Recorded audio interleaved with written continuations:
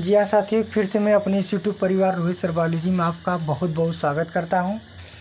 देखिए, ये जो टॉपिक लेकर आए हैं ये मेंडल के तीनों नियम को समाप्त करने के बाद, यानी मेंडल से जितने भी टॉपिक होते हैं हम लगभग सब टॉपिक को क्लियर कर चुके हैं। आप लोग पुनः जा कर के मेंडल के तीसरा नियम, दूसरा नियम, पहला नियम आप पढ़ सकते हैं और मेंडल की शब्दावली भी पढ़ सकते हैं। और आपके परीक्षाओं में ये पूछा जाता है कि मेंडल सक्सेस क्यों हो गए, सफल क्यों हो गए। यानी मेंडल जब अपना प्रयोग कर रहे थे तो आनुवंशिकता का कुछ नियम दिए थे, नियम देने के बाद वो सफल कैसे हो गए, माने अपने प्रयोग में सक्सेस कैसे हो गए, उसके पीछे कारण क्या था। तो मेंडल का जो सफलता का कारण है आज हम आपको वही बताएंगे। ये आपको पिछली बार जो 2023 इस बार जो परीक्षा हुआ था बोर्ड का, इसमें यह इंटर में कक्षा 12 में पूछा गया था, तो ये कक्षा 10 में भी पूछा जाता है। तो इसलिए आप लोग ध्यान से देखिए, अभी आपको समझ में आ जाएगा कि मेंडल सफल क्यों हुआ था। चलिए लास्ट समय तक वॉच करिएगा, देखिएगा। पहला नंबर पॉइंट की पहला पॉइंट बात करते हैं, सब ये सक्सेस क्यों होती है। देखिए, मटर का पौधा एक वार्षिक पौधा होता है, ठीक है ना। सबसे पहले क्यों सक्सेस, मटर का पौधा एक वार्षिक होता है। सबसे पहला पॉइंट तो यही है, एक वार्षिक होता है। अब आप कहेंगे कि अच्छा एक वार्षिक होता है, इसी से क्या संबंध है।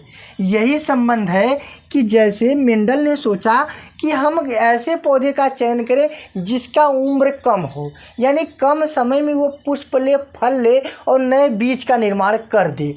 तो उन्होंने सोचा कि यार मटर का पौधा बहुत कम समय में उगता है, अगर इसके स्थान पर अगर आम लिए होते, ज़रा आप ही बताइए, तो आम लगभग 8 से 10 साल 12 साल लगता है उसको फल लेने में, फिर अगली पीढ़ी जब आता फिर 12 साल लगता, यानी लगभग 2-3 पीढ़ी पढ़ने के लिए 36 साल लग जाता। तो उन्होंने कहा यार इसमें बहुत समय लगेगा, तो उन्होंने कहा कि अगर मटर के पौधे के लेंगे तो वह एक वार्षिक पौधा होगा, अर्थात कम समय में उगाया जाएगा। समझ में आया। इन्होंने कहा कि अगर मटर के पौधे को लेंगे तो वो कम समय में ही उगाया जाएगा, उसके अनेक पीढ़ियों का अध्ययन कर सकेंगे, ठीक है ना। तो अगला पॉइंट में क्या लिखेंगे, लिखिए इसका जीवन चक्र छोटा होता है। इसका जीवन चक्र छोटा होता है। आप कहेंगे कि 3 महीने में ही मटर हो जाता है, तो एक साल में कुल 12 महीने हैं, लगा क्या महीना, 3 महीना, 3 गुणे 4 कर देंगे तो 12, अर्थात एक साल में इसके 4 पीढ़ी को पढ़ लेंगे, अर्थात वहाँ 3 पीढ़ी को पढ़ने के लिए 36 साल लग गया है, यहाँ 4 पीढ़ी सिर्फ एक साल में पढ़ा जा रहा है, यानी कि कम समय में अधिक पीढ़ियों का अध्ययन किया जा सकता है, ठीक है ना। अच्छा तीसरा लिख लीजिए, कम समय में अधिक पीढ़ियों का अध्ययन करने में सुविधा, ठीक है ना। कम समय में अधिक पीढ़ियों का हम अध्ययन कर लेंगे। ये तो तीसरा पॉइंट हुआ। चौथे पॉइंट की बात करते हैं, इसको आप लोग नोट करते हुए चलिएगा। चौथे पॉइंट की बात करते हैं, मटर का पौधा द्विलिंगी होता है। मटर का पौधा क्या होता है, द्विलिंगी होता है। मतलब क्या है कि मटर का जो पौधा होता है वो द्विलिंगी होता है, मतलब बाइसेक्सुअल होता है। द्विलिंगी पौधे वे पौधे होते हैं जिनमें नर और मादा दोनों एक ही पुष्प में होता है, उसे द्विलिंगी कहते हैं। और जब द्विलिंगी होगा तो इसमें आसानी से स्वपरागण कराया जा सकता है, ठीक है। माने इतना ज़्यादा सुविधा होने के पर मटर के पौधे का चयन किए। अगर कोई पौधा लेते वो अधिक समय लगता, अधिक समय उनकी पीढ़ी में लग जाता, उसके बाद वो पौधा अगर एक लिंगी होता तो भैया हमें और पौधे पर निर्भर होना पड़ता।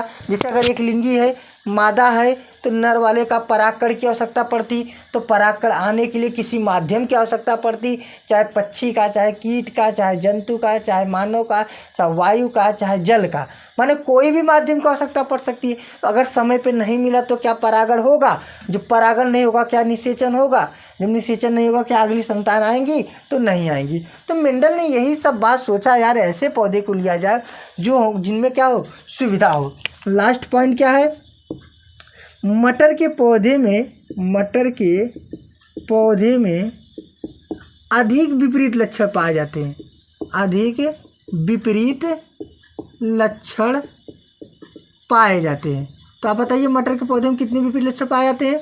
तो मटर के पौधे में 7 विपरीत लक्षण मेंडल ने बताया था, और यह बात उन्होंने कब बताया था? 1857 ईस्वी में बताया था। ठीक, जिसे हमने पढ़ा दिया है। ठीक है, ये तो था मेंडल ने मटर के पौधे का चयन क्यों किया। तो आप लोग इसका चाहे स्क्रीनशॉट ले लीजिए, चाहे इसको नोट कर लीजिए। ठीक है, अब अगले वीडियो मिलते हैं नेक्स्ट वाले में। तब तक के लिए नमस्कार, धन्यवाद, जय हिंद।